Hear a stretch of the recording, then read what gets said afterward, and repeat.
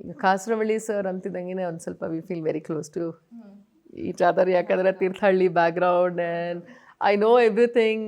Almost ಎಲ್ಲರೂ ಗೊತ್ತು ಅಲ್ಲಿ ತೀರ್ಥಹಳ್ಳಿ ಕಡೆ ಹೋದರೆ.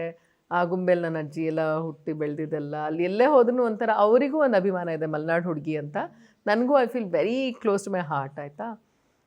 ಭಾಷೆ ಆಗಲಿ ಅಲ್ಲಿ ಕಲ್ಚರ್ ಆಗಲಿ, ಈಗ ನಾವು ಕುವೆಂಪು ಅವ್ರ ಪುಸ್ತಕಗಳೆಲ್ಲ ಓದಬೇಕಾದ್ರೆ it's easy that you can just relate to it so quickly. Same way ನನಗೆ ಈ ಎಕ್ಸ್ಪೋಜರು ಸಿಕ್ತು, ಬಯಲುಸೀಮೆ ಎಕ್ಸ್ಪೋಜರನ್ನು. ಬಯಲುಸೀಮೆಯಲ್ಲಿ ಏನು ಊಟ ಹೆಂಗಿರಬಹುದು, ಊಟ ಮಾಡೋ ಪದ್ಧತಿ, ಡ್ರೆಸ್ಸಿಂಗ್ ಹೆಂಗಿರಬಹುದು, ಅವ್ರ ಭಾಷೆ ಹೆಂಗಿರಬಹುದು. ಯಾಕಂದರೆ ಒಬ್ಬ ಕಲಾವಿದನಾಗ್ತಾನೆ ಸ್ಪೆಷಲಿ ಈ ಮಾಧ್ಯಮಕ್ಕೆ ಬರ್ತಾರಂತ ಹೇಳಿದ್ರೆ, ನಟನೆಗೆ ಬರಬೇಕಂತ ಹೇಳಿದ್ರೆ it's good to know your language very well, diction and dialects, ಯಾವ್ಯಾವ ಭಾಷೆ ಮತ್ತು ಅಲ್ಲಿ ಜನಜೀವನ ಹೇಗೆ, ಅವರ ಬಾಡಿ ಲ್ಯಾಂಗ್ವೇಜ್ ಏನು, ಮ್ಯಾನರಿಸಮ್ಸ್ ಏನು, ಅದೆಲ್ಲ ತಿಳ್ಕೊಂಡ್ರೆ ಯಾಕಂದರೆ ಎಲ್ಲದನ್ನೂ ನಿರ್ದೇಶಕರು ಹೇಳೋಕ್ಕಾಗಲ್ಲ. ಅದೇ something that we also have to contribute.